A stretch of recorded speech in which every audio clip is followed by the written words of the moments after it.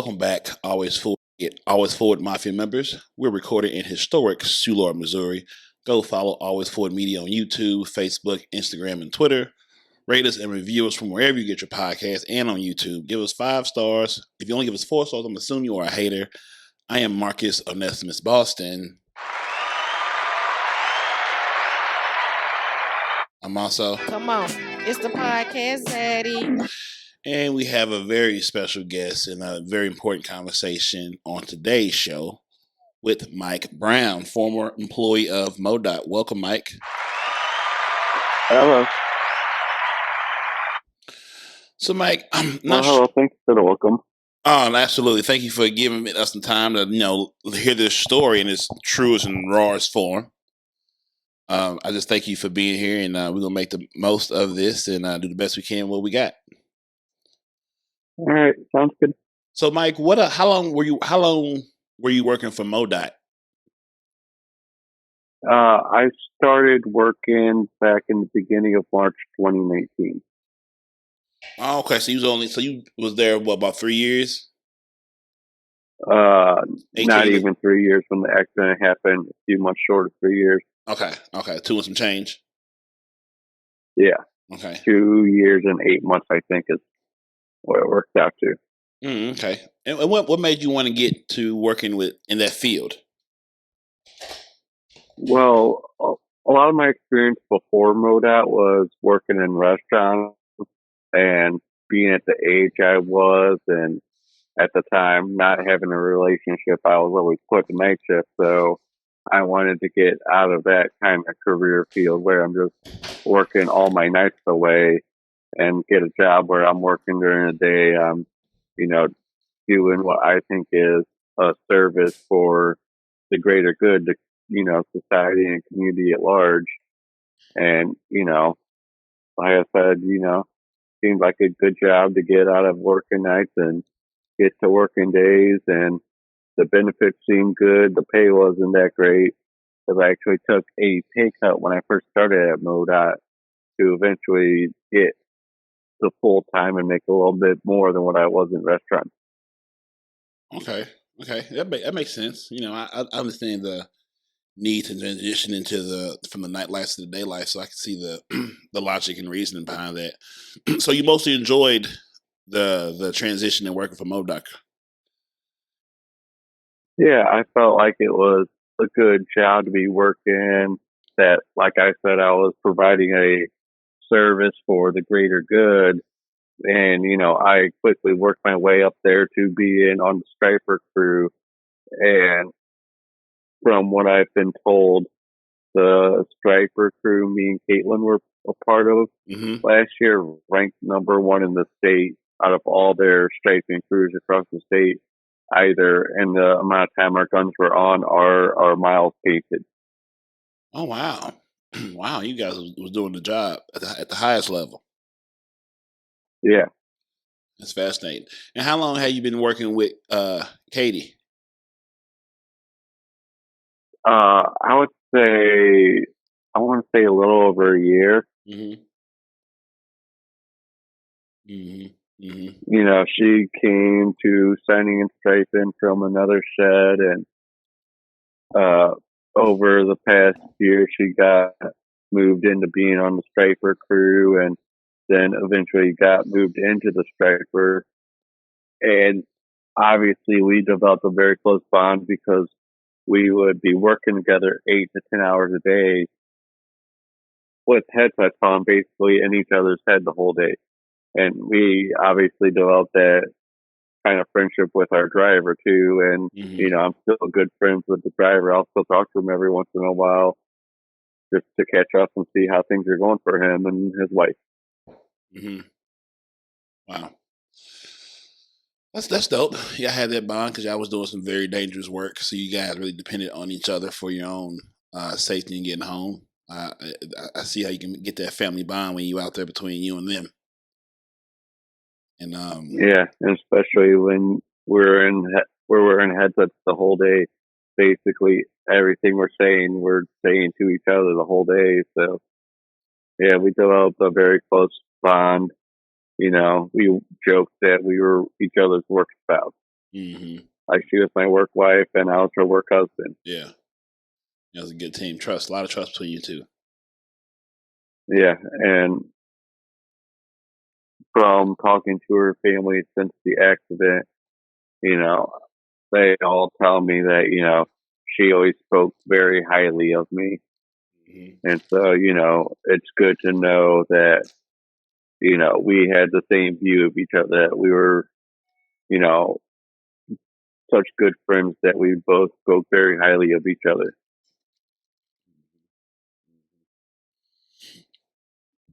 Yeah, that's very important. It's very important. Oh, I mean, overall, with your time there, what did you feel overall safe with the work you guys were doing? Like, was it? Do you feel that the machine of MoDot did its part to make safety always the number one concern for you guys when you go out there and do your striping? Well, I mean, when we were doing the actual stripe and working on the striper, yeah, that I felt safe because we would have 2 or 3 trucks behind us Mm-hmm. anytime we were striping. But with other jobs I did there, you know, like putting up signs or intersection work, you know, it was sometimes we would have the backup trucks, sometimes we wouldn't. You know, with sign trucks, luckily, they're usually working on the shoulder. Mm-hmm. And with the crew we were working with that day, they were known as the intersection crews because usually they're putting down hot tape like right before an intersection or something. Mm. And so, you know, that wasn't something me and Kaitlyn did every day, you know. So it, it was just not in our usual forte. Mm-hmm. Mm-hmm. You know, we didn't know, well, obviously, we didn't know all the safety procedures for that because I'm sure if we knew that we're supposed to have some kind of backup vehicle behind us, we would have, you know, said something about that. Yeah. Yeah. When the incident happened, you guys were doing the intersection job, not you guys regular striping. Yeah, we were doing a job where we would pull up, park the truck, we'd get out, and we'd put down like arrows or stop bars and burn it into the ground. Mm-hmm. Oh, okay. And that was the job we were doing that day where usually on stripe and, you know, we're painting the lines on the highways and interstates. Right. You know, all the yellow and dashes and white lines you see Mm-hmm. are usually painted by us in the striper while we just cruise along at about 8 miles per hour. Yep. Yep. Yep. I noticed those. Yep. Yep. Yep. So that job we were doing that day was something we didn't do every day. Mm-hmm. Every day during the summer, during striping season, we were on the back of the striper truck. You know, once we got to where we were working, just cruising along at 8 miles per hour. Mm-hmm. Mm. So you guys are doing this because of the season you guys are in, or because you guys are short staff? You guys didn't normally do that role. I would say it's probably a combination of the two. Mm-hmm. Like, I sadly, I have no memory of that day Mm-hmm. still to this day. But I'm figuring if we were put on those kind of crews, that our striper was probably down for the season. You know, it's Mm-hmm. into November, it's probably too cold to put paint out on the road. And, you know, we were probably put with that crew because they probably didn't have all their usual people there. Right. So, you know, we were sent out because a lot of times during the winter or during the winter months, while we weren't actually out painting, we would be doing a lot of work on the stripers throughout the winter. So when you know spring came along, it'd be all tip top shape, ready to go for the season. Mm-hmm. Because you know you don't want to have that very important piece of equipment go down during the middle of striping season and lose days and hours that you could be out there painting lines. Okay. Okay. That makes sense. Okay. Yeah. Sort of try to make some ends meet at the expense of the usual crew because you sort of in between time of year type of situation. Okay. Yeah, and sometimes we'd stay and work on our striper, all day in the building. Sometimes we'd sent out with other crews, either sign crews or intersection crews, or sometimes even the auger truck, which is the crew that goes out and digs the post and puts the stubs in the ground so that the sign guys can come along and put the beams up or post up with the signs on them. Wow. Okay. So now we're leading up to the day of November 2021, correct?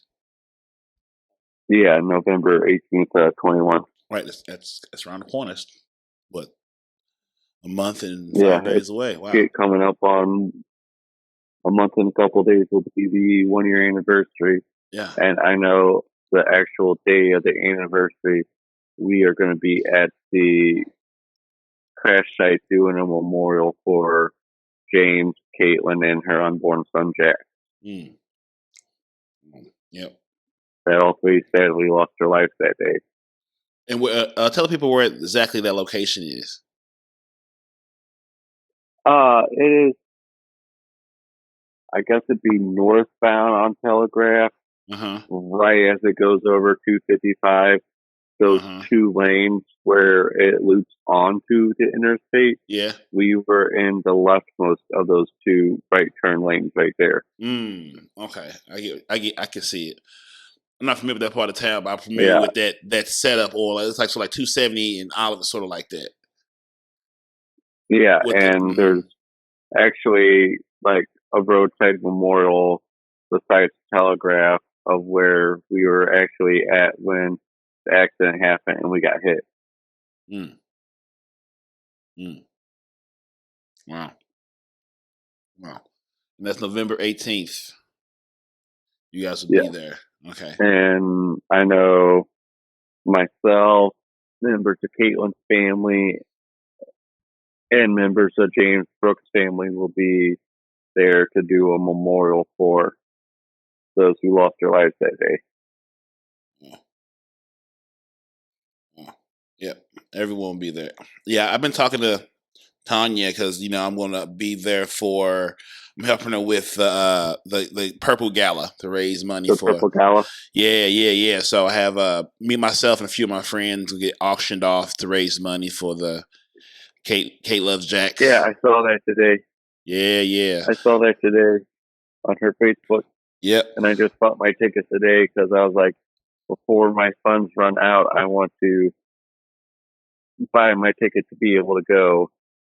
Because, right now I have no income with their decision to terminate me. Right. And we'll definitely get into that. So the incident happens, and when you come to in the hospital, what is the diagnosis and what information can you remember? Since you don't remember the actual incident and everything because it was so fast and so forth and so on. So when you came back to us, what was the energy, the conversation from MoDot? What was like? Paint us in that room and what's going on. Well, my earliest memories go back to like the middle of December. Like everything from November 18th to about, I usually say December 14th and 15th. Everything from like 3 to 4 months before that date in November is just like a blank slate. My earliest memories right now are middle of December going forward. And then there's that big blank slate till, sometime at the end of summer. Where, I have like no memories except for things that stayed out in my mind as events. And when I came to, or my memories in the hospital, those are starting when I was doing my acute rehab, which they were working with me to get the functionality back because I was told that my injuries from that day where I had an open fracture of my left tibia and fibula, and those are the bones in your lower left leg. And I'm actually lucky to still have like the bottom half of that, of the lower half of my leg, because it was just hanging in there, and they had to do multiple surgeries on that first to stabilize it. And then later on, they went in and put a titanium rod in that leg. So that was the leg. I had 3 broken ribs, probably on the left side. I really don't remember. A broken left clavicle, and my left wrist was broken. That had to be repaired with plates and a screw. And I also had a subdermal hematoma, which is like a little bleeding on the brain, but apparently that resolved itself, and I got a traumatic brain injury from the accident. And so that's my first memories are being in the hospital, laying in the bed, not being able to move much. And from what I was told, it was about a week in that I kept reaching for my phone because I wanted to call Kaitlyn, which I don't remember that, but my thought process is I just kind of call her, tell her I was okay. And eventually, after about a week of that, my now fiance told my mother, we have to tell him. And from what I've been told, like almost every day for like almost a week straight, I was trying to get my phone to call Kaitlyn, and I would be told that she died, and I would break down crying because of that, And so, like, I don't have memories of that, but I was told about that. And so, there was all the physical trauma and obviously all the mental and psychological trauma as well now that I had to deal with. Right. That's kind of put it all back together again when it shouldn't be broken in the first part. And yeah, and like when I was released from the hospital, you know how you can put your left hand over on your right elbow, and if you move your left hand up your right upper arm, it doesn't hurt at all because of your range of motion. Yeah. Well, when I was in the hospital and released from the hospital, if that hand went above that right elbow, I would be like screaming out in pain. Oh, wow. Because of the injury. So I had to get back my complete range of motion of the whole left arm, of the whole left leg, and basically relearn how to walk. Which, if you've seen some of the news interviews, I like the one where it actually shows me walking through the yard. And if you watch, you kind of notice my left foot kind of kicks out to the side instead of going straight forward like it should. And so I was kind of glad they kept that shot. I think it was in the Fox 2 interview that they aired to show that even still, I'm still dealing with the consequences of those injuries from that day. Or I guess, I don't know, consequences was the right word, but, I'm still dealing with the after effects of those injuries. And so I had to do 5 weeks and 1 day in the hospital. I was released on Christmas Eve of 21 because there was a big push from my family to have me home in time for the holiday for Christmas. Because obviously with the accident happened right before Christmas, I wasn't there for Thanksgiving. I don't even know if my family had Thanksgiving. Part of my mind says that they probably didn't because my mom would be the usual host, and from what I hear, she basically spent most of her time at the hospital with me. And luckily, the hospital made an exception because, at the time, COVID was still raging a lot. Right. And the hospital actually made an exception to where I was allowed 2 visitors because of both my now fiance and my mother wanting to spend so much time with me there. That the policy was 1 visitor, but the hospital made the exception and allowed for 2 visitors. And also, what I've heard about the day of the accident is that none of my emergency contacts were informed by MoDot. basically those close to me had to hear from the news No, reporting that there was a MoDot accident. no way. And then, yeah. And I have a Facebook group chat that includes a coworker, a guy who left MoDot, and a bunch of his wife, his sister, her wife, my now fiance, and a couple of our girlfriends, like all our whole friend group. It has a full Facebook chat.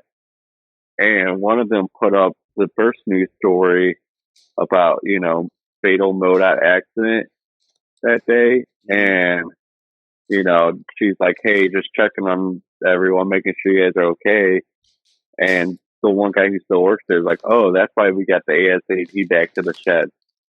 And obviously no one could get a hold of me. So my now fiance, she was my girlfriend at the time, was obviously freaking out. And then a second news story broke that it was a male and a female who died. And she knew from talking to me all the time that I worked with like one of the only females there like every day. So she thought at that moment I was dead when that news story came out.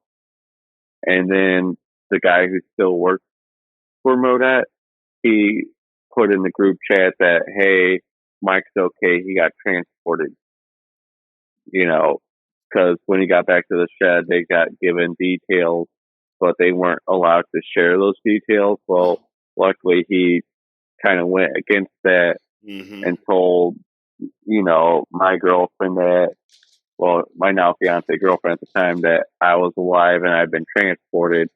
And she contacted my mother, said, St. Anthony's is the closest hospital to the accident site, which is down Mercy South, but I know it's St. Anthony's. And that they went there and found me there. And my mother tells me that when she got there was a state trooper there, and he told her that I was messed up, but that I would live and be okay. And she broke down crying, and that state trooper actually comforted her, gave her a hug.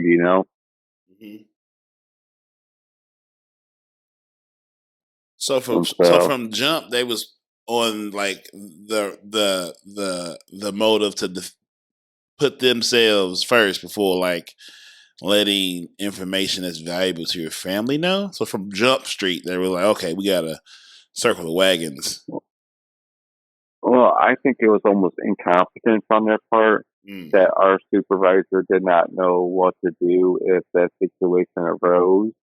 That from what I've been told from a couple people now, is that he has a list of all our emergency contacts. And so I guess it would almost be incompetence on his part that he didn't reach out to our emergency contacts. And I've also been told that first day when I was in the hospital, some MoDot leadership showed up to try to talk to my family, and my family said they didn't want to talk to them. And, I would understand why they didn't want to talk to them. You didn't even tell us that our son, our brother was injured in this way, and now you want to come talk to us? No, we don't want to talk to you. Yeah. You already showed your hand. I don't think it was them trying to circle the wagons. I think it was just straight up incompetence on their part that they didn't have any procedures in place for what to do if this happened. I mean, I think I looked up, like, they've been around for 100-something years, a little over 100 years. And in that time, there's been 130 deaths for MoDot. Granted, the last one was back in 2016 before the two last year, but, you would think you'd have some simple procedure in place that, hey, if a worker gets involved, I've even said that, they have a spreadsheet. They can just, pull up the search bar, type in the employee's name, and get to that row and see their emergency contacts, Like, it's like, why is someone on the bottom of the totem pole able to think of how this should be handled and that's not coming from the top down. It's like that's why I think it's just incompetence on their part. Yeah, I don't do like drills to sort of have that process of handling those situations more reachable. Like, like schools do fire drills, or, you've worked different places, you do sort of drills that match something that might happen. Yeah, I don't ever take time out a couple times a year to do in the field exercises. Not that I can remember. I know we had our first week of onboarding training, which I guess a lot of that they went over how to set stuff up and everything.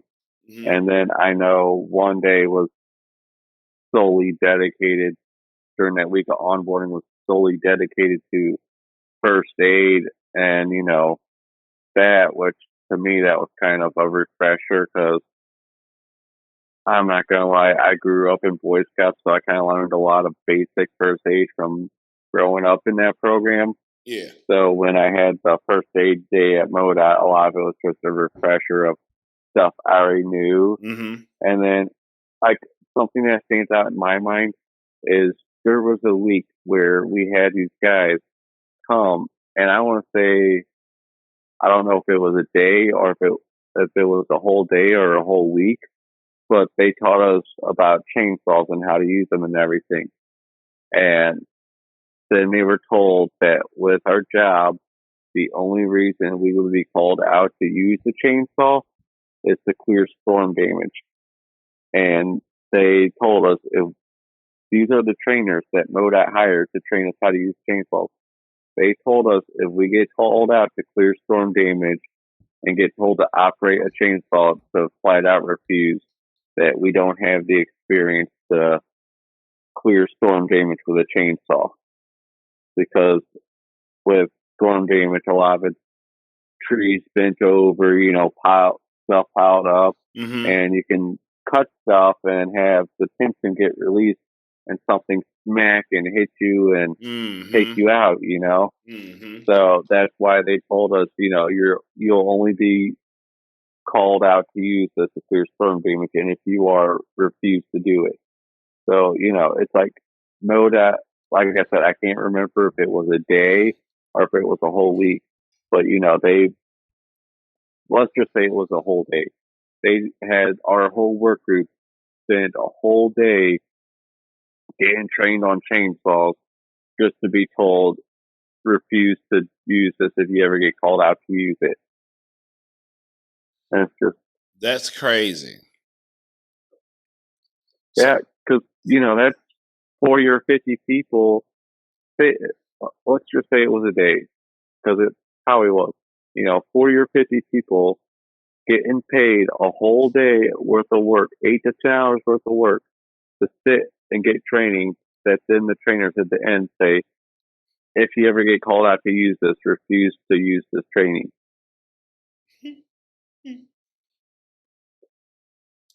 How know? they pay for that, but y'all don't practice procedures or how to respond to emergency, who to call first, what to say, who to do Well, that would be obviously something for the supervisors to get training on and know what to do in those situations. That's not for us ground level employees to know or to go through any of that training or procedures. But, it's really sad that, my family had to find out through news stories that I was severely injured, From what I've been told on that day, no one from MoDot reached out before they found the news. Right. Yeah, that's crazy. That is crazy. And, all the stuff that's come out since that, our supervisor doesn't even have all the required training that's required to be in that position. I think that's been released in the news through his disciplinary letter. That he didn't watch a required safety video and didn't make sure all of his subordinates watch that safety video, which was on TMA usage, which is what failed us that day. It's not having that protective barrier between us. Something more than 3 low cones. 3 plastic rubber cones aren't going to stop a car traveling at 47, 50 miles per hour. Yeah, no. Because this speedometer was frozen at 47. So that's just to me, he was probably going faster when he first hit us, probably upwards of 50 miles per hour. And just, the impact of everything, he'd slowed down and, which I believe the speed limit on that section of road is 40 miles per hour.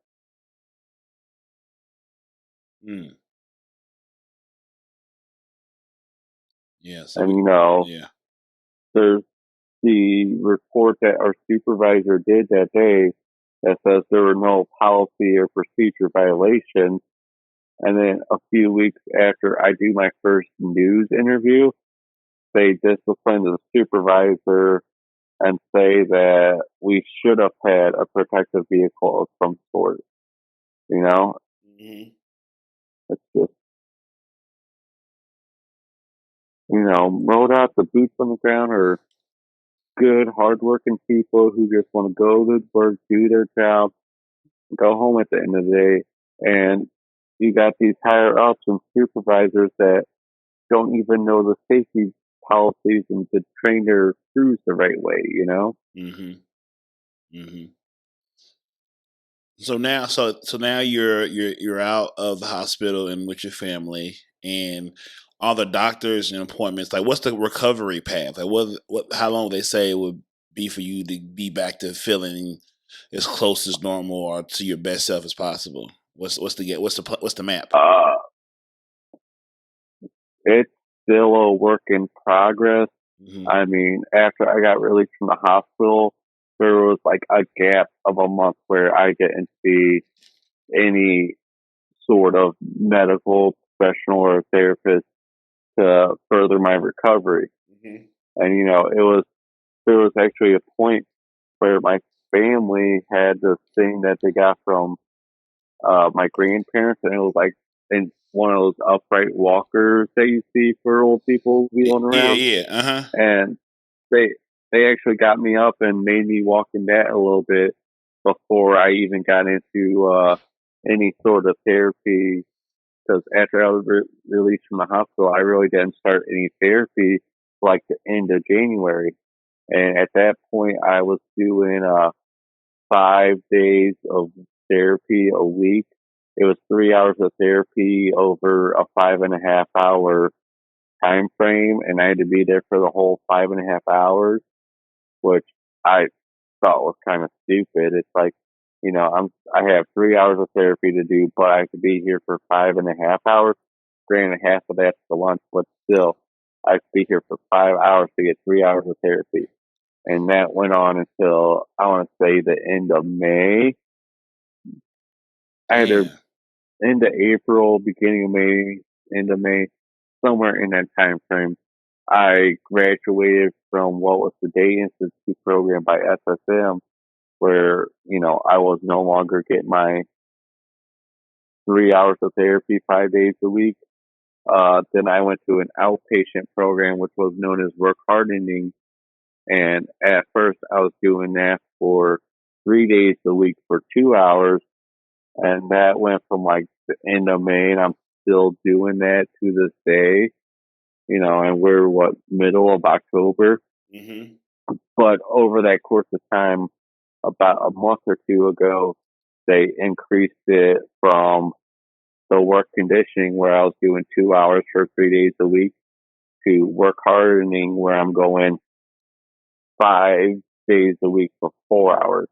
So I went from 6 hours of therapy a week back up to 20. And since I've been put into work hardening, this is one of the few days where after therapy, I'm actually able to stay up through the day.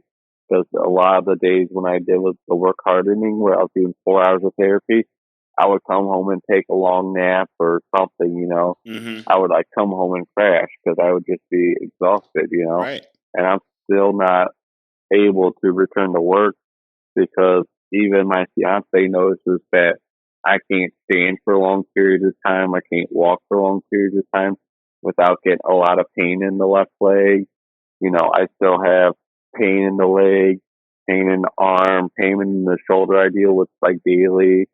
And, I don't know where that treatment's going to end Mm-hmm. because eventually they'll get me to a point where it's known as, and these are where I start getting into legal terms that I've had to find out because of my injury. It's called maximum medical improvement. And it's where they'll say, I have recovered as fully as I can from the injuries. I can't improve anymore. Mm-hmm. And my lawyers even told me at that point, you probably would have been let go by MoDot because they would have had you, you wouldn't pass the physical you did to start for MoDot and they would have let you go. So you were going to get let go by MoDot eventually anyways. So, my termination last week, I mean, it did surprise them, but it didn't surprise them. Like, I guess it'd be more the timing of it surprised them instead of their actual decision to do it. And I don't know, where I will land in my recovery because, I noticed I have psychological problems, Mm-hmm. that stem from the accident, like from the traumatic brain injury, I've noticed like I have a lot less patience nowadays. I get Mm-hmm. irritated and agitated a lot more easily. Mm-hmm. Like even with my fiance, if we're somewhere and there's a lot of loud noise and booming, Mm-hmm. I'll have to separate myself because that'll just like set me off. I'll flip a flip will switch and I'll just get mad for like no reason. Well, Mm-hmm. I know the reasons from all the loud noises, but Yeah. and that like affects my life and everything because it's like even this past weekend we went to a wedding for my fiance's family. Someone in her family was getting married, and at the reception, like I had to go walk away because the noise of the music was just getting to me, and I could feel it. I almost describe it like I can feel a buzzing in my head, and that'll be like my cue that I am gonna just get set off real soon here. Mm-hmm. And so, in those situations, I'll like remove myself and separate myself because I don't want to lash out at those I'm close with just because of how my head is at the time. Mm-hmm. And Yeah. so, yeah, I don't know where I'm going to land in my recovery and what I'll be able to do. Yeah. Yeah. Yeah. Like, yeah, that's the part that we don't um hear about. Like, I didn't think about that part, like the psychological impact of like now your temperament is changed because of the damage to your inner organs and how that translate into your ability to rationalize your decisions and your thoughts. We get so Yeah, I locked mean, into the physical, we forget about like the mental part and the interaction with other people that care about you. That's all you got at the end of the day. like I've been seeing a counselor while I was in the Day Institute program until I was released back in April or May. I was meeting with a Dr. Kristen Henrik, Mm-hmm. and I had to do a whole evaluation with her before I left the Day Institute program. And since I've left it, MoDot has had to find me a counselor, which that was a long process. Because first they have to find counselors who accept work comp, and Mm-hmm. then I have to find one that I click with, and that Yeah. I can be open and honest with. Mm-hmm. And then honestly, MoDot has shot themselves in the foot with their decision to terminate me because the psychiatrist, I just saw her. Actually, I just saw her yesterday. The timing of this works out good. I just saw her yesterday, and we had both agreed through our talk that she's going to make the recommendation that I need to be assigned a new psychiatrist. Like, she's still going to treat me until I get one, but we both thought it would be best for me to get a new psychiatrist because, you know, it was her evaluation that was used as the basis for my termination. Right. And so, you know, I don't even know how long I'll have to see counselors or psychiatrists because of the damage that was done to my brain that day. And obviously the trauma I went through. And, you know, the sad part is I've been told, I was recently told by someone that where I go to my therapy that she's training and going to take schooling to become a speech therapist. And she asked me if I remembered that day, and I told her no. And she's like, "Oh, you're going to keep getting asked about that because eventually one day all those memories will come flooding back to you." And that is like, I've told people that is one of my biggest fears is having the memories of that day. And, you know, the months leading up to that day coming back, and, you know, the memories of like being in the hospital, you know, the early parts of being in the hospital that I don't remember. You know, I actually fear, well, mostly I fear like remembering what happened that day to us. And, you know, like having the memory of us getting hit and, you know, Kaitlyn, she was my best friend and my best friend dying, you know, and James, he was a mentor. Me and him didn't have the relationship me and Kaitlyn had. And that's probably because we didn't work together every day, you know, but he was a guy who had mentored me and been nice to me. And, you know, we were always on friendly terms. We didn't have the same relationship, but, you know, there was no animosity. He was a guy I worked with and I respected and thought was a good guy, you know, and to have the memories come back of all that. And it's like, you know, there's actual video of the accident. And I have said I do not want to watch that video because, you know, that like gas station that's right there on right? Like if you take Telegraph North right across 255, that gas station on the right there, that, you know, it's on the road that goes down into Walmart and everything. Yeah. Well, there's an actual camera from that gas station that captured the accident. Yeah, because it's right there. You know, yeah, and granted, it's a real far off view, and you can't really see the details of anything. But even though it's that far away, it's a view that far away, I chose that I don't want to watch that because, you know, I just don't want to see my best friend die. Yeah, absolutely. Yeah, Another good guy, another friend of mine died too, you know, and me get hurled through the air and get all these injuries I've had. And my now fiance has watched the video.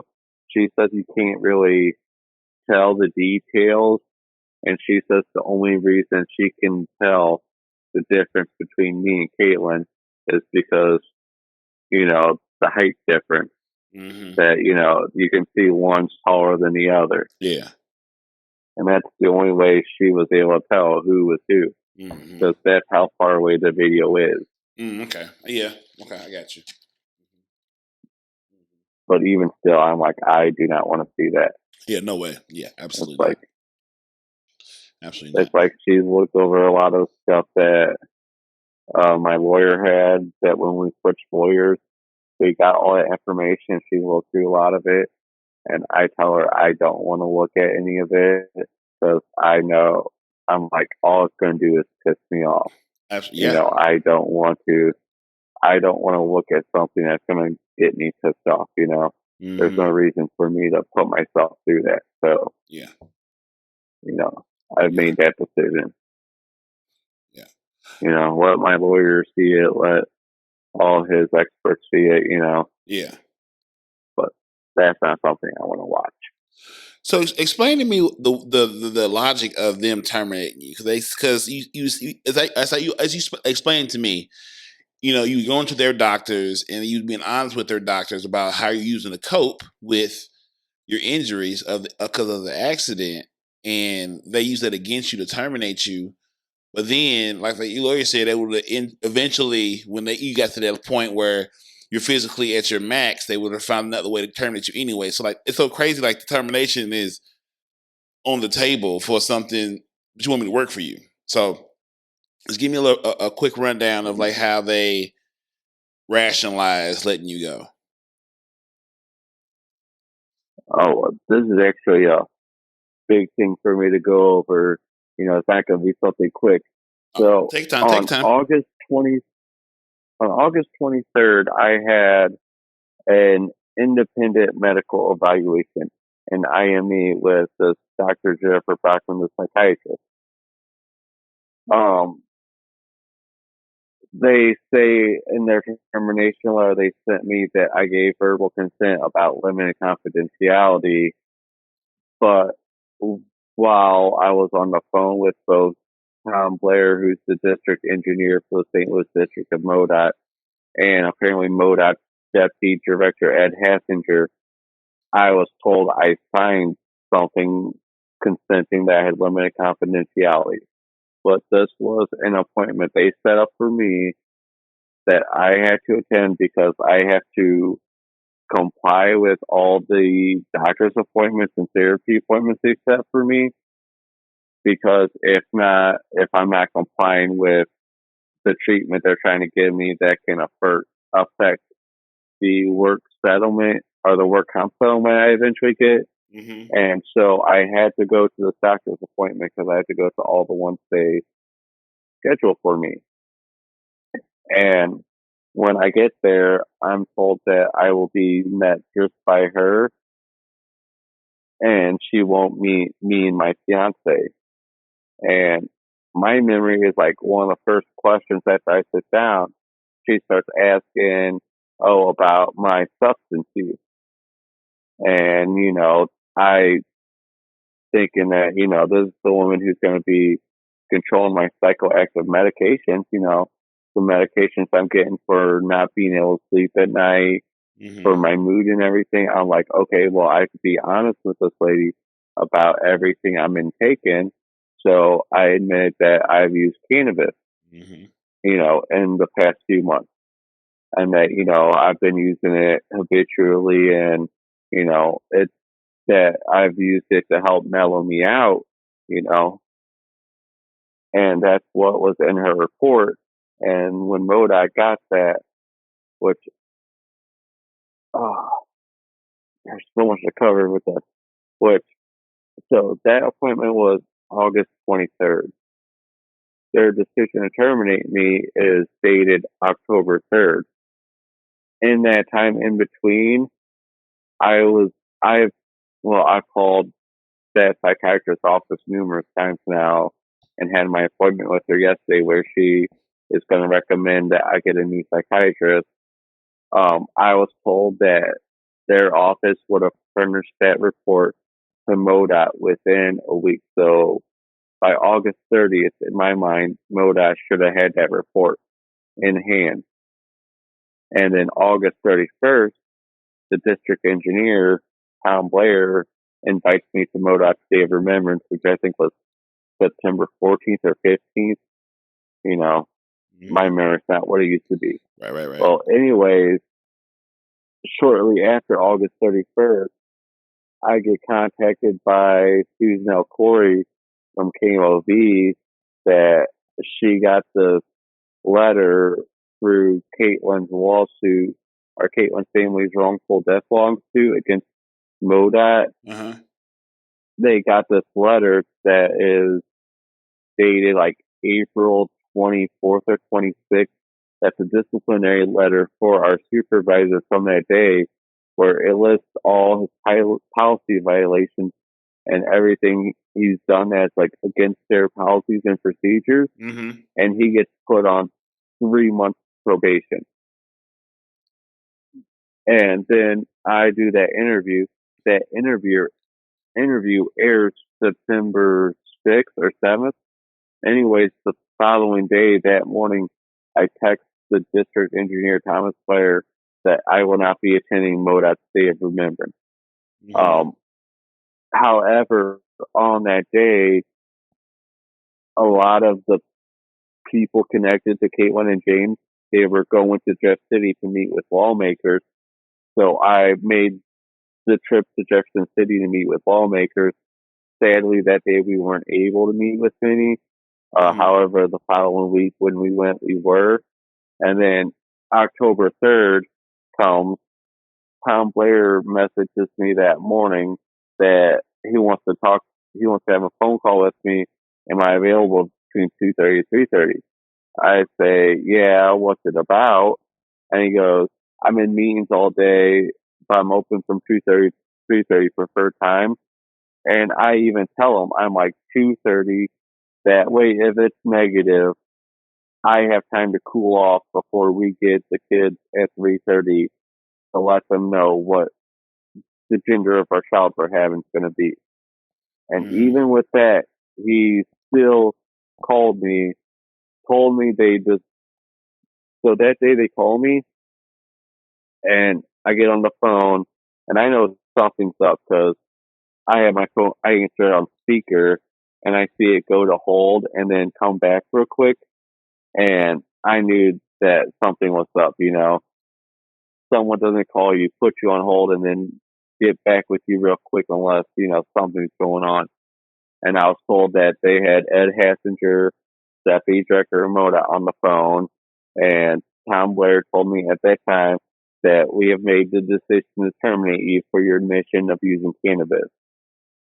And, no, he said, we have made the decision to terminate you or terminate your employment. And I was just like, okay, and he's like, don't you want to know why? And I'm like, not really.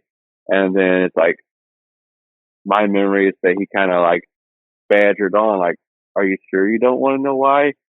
At which point I was like, I'm guessing because my social media post, because I know they do have it. MoDOT does have a social media policy where you can't like disparage the organization. Mm-hmm. And so I figured that's what I was going to be terminated for. And that's when he was like, oh no, you've been terminated for violating our substance use policy for your admission because you admitted to the doctor that you use cannabis. And right away, I was like, wait, what about doctor-patient confidentiality? And that's when Ed Hassinger jumped in, which is probably why he was on the phone call, to be like, oh no, you signed a form that you had limited confidentiality when you were talking to that doctor.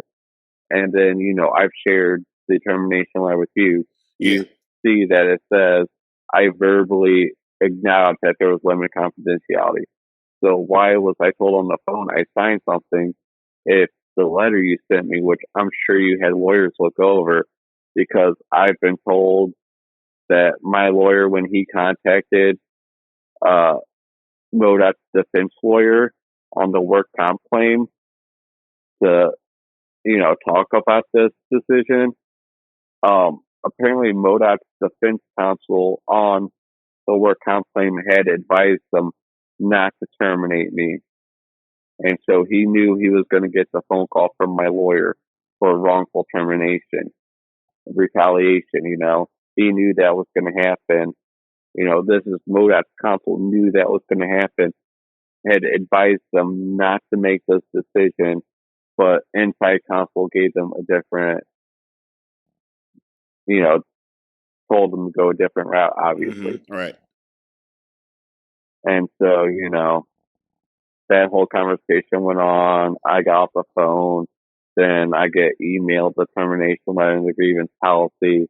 And I reached out to them about filing grievances because on August 4th of this year, while I was home asleep in bed, it was alleged that I was an active shooter at the Barrett Station facility. Luckily for me, I was at home asleep in bed, not out on the road going to a treatment, coming from a treatment. And luckily, it didn't get to a stage where police officers actually responded to our resident, because that could have been that could have been dangerous for me, my fiance, our kid. If, like we woke up on August 4th to a phone call from someone who doesn't even work at MoDot, worried about where I was because of those allegations. And I have since put in a sunshine law request for the records from the St. Louis County Police Department about that day. And I've been told I can't file a grievance about that day because it has gone over 30 days since that day. And I was like, what about the fact that I wasn't told the grievance policy until I was fired? Mm-hmm. But I still can't raise any grievances against my supervisor or the district engineer because any grievance I would raise, it's gone past 30 days. Which I'm like, I called and raised grievances with them, and he did not tell me this policy. Like, doesn't that count under your policy as an omission? But I guess I'll just put those all as part of my appeal that I'll be putting in, because I'll be putting in an appeal for the decision to terminate me. And also, my lawyer is moving for a wrongful termination and for retaliation. Absolutely. That's absolutely. Because, Wow. I think anyone with, this may be wrong of me to say, but I say anyone with half a brain can see the real reason why they decided to terminate me. It's not because I'm smoking cannabis while I'm out on disability. It's because of the way I'm making them look in the news. Mm-hmm. Like, they want to hit back at me for the way I make them look in the news. And this was their way to hit back. Mm-hmm. They're hitting at my pocketbook. Yeah. Wow. Wow, Mike. You're going through a lot. Yeah, and I almost wonder, it's like, what would have been cheaper for the state in the long run? Like, to defend themselves against the wrongful termination and retaliation and pay all their lawyer fees they're going to have to defend themselves against that, or to continue to pay my less than $500 a week I was getting until it was decided I couldn't improve anymore and I was let go. Mm-hmm. Like, what's going to cost the state more? If my uneducated guess is all their lawyer fees are going to cost more than what they would have had to pay me in total or temporary total disability benefits until it was I couldn't improve anymore. Mm-hmm. Wow. And that's the thing that kind of angers me about this whole decision too. It's like, I'm using something for the injuries I received from you, the guy who is kind of, no, not kind of, is responsible for me getting these injuries. Their supervisor gets a slap on the wrist, 3 months probation, where he still gets to go to work every day, still collects his full paycheck. But I'm receiving 2/3 of what I was making that day I got hit. Where I have since received letters about the raises they gave their employees this year. And if I had gone out on disability any day after July 1st, I would have been making 11% more than what I was getting paid at the end. I was getting $474.06 a week. Wow. Like, that's nothing. That's less than $2,000 a month. Right. Well, Mike, as we looking to wind it up and close it down, where can we you have a GoFundMe, anything we can help you with, anything we can help on our end, anything the listeners, the followers can help to support you during this time, anything we can do, you can let us know where we can find you, anything like that? I'm on Facebook. I would really, for right now, I am good financially because I had taken out an Aflac policy, Mm-hmm. an Aflac accident policy, Yeah. which paid me out substantially. Mm-hmm. I don't know how long that money will last me because, all the travel expenses, Yeah. and a roof over my head, I would have to. I'd probably have to get that information to you, Okay. like afterwards off the air, because I Okay. believe my fiance had set up a GoFundMe, but I Okay. do not know it off the top of Yeah, my head. I'll add it in post. That's cool. That's cool. Yeah, like I said, I'm just like I keep saying, my memory is definitely not where it used to be. Right. Well, Mike, I want to thank you for this conversation, letting us know your story and about Kaitlyn. I can say one last thing. What would you say to Kaitlyn if if you could say something to Kaitlyn right now? What would you say to her? I guess what I would say now is that I'm not going to stop fighting for you, buddy. She was my best friend, and I've heard before it said before that a person has two deaths, one when they die, and a second time when their name is last spoken. Mm-hmm. And I will make sure that second death for her comes as many years down the line as I can. I mean, I'm even going to name my daughter, after her. Yeah, that's dope. That's Like dope. one of the names my daughter will be given will be in honor of Kaitlyn. So, That's dope. Well, Mike, I want to thank you for this conversation. I guess I get to meet you at the gala because I'll be there. Yeah, in all my glory. It'll be fun to meet you. Absolutely. Well, so I want to thank you for this conversation, and I'm gonna work hard to do what I can to make the most of the opportunity. And I look forward to meeting you. And I thank you again. Well, thank you for your time and letting me have your platform today. I appreciate all that you do. Thank you, sir. That's Mike, baby.